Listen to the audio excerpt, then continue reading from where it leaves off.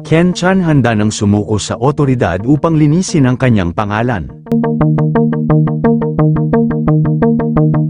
Tila nalalapit na ang pagsuko ng aktor na si Ken Chan, ayon yan sa lumabas na report kung saan pauwi na ang aktor sa Pilipinas upang isuko ang kanyang sarili.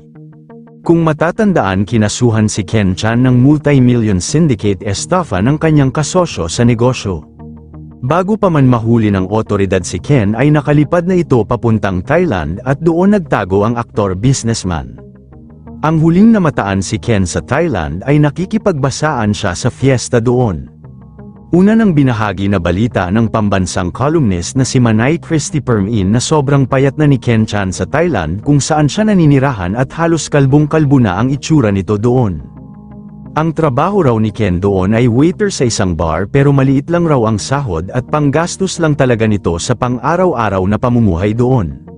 Bagamat pinayuhan raw si Ken Chan ng mga sikat na artista na kaibigan nito na umuwi na ng Pilipinas at harapin ang kanyang kaso at magbagong buhay dahil hindi pa naman raw huli ang lahat dahil bata pa siya at makakapagsimula pang muli.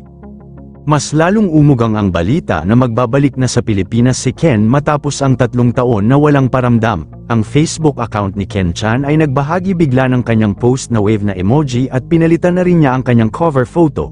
Madaming netizens naman ang natuwa dahil mukhang handang-handa na si Ken Chan na bumalik ng Pilipinas upang sumuko at linisin ang kanyang pangalan.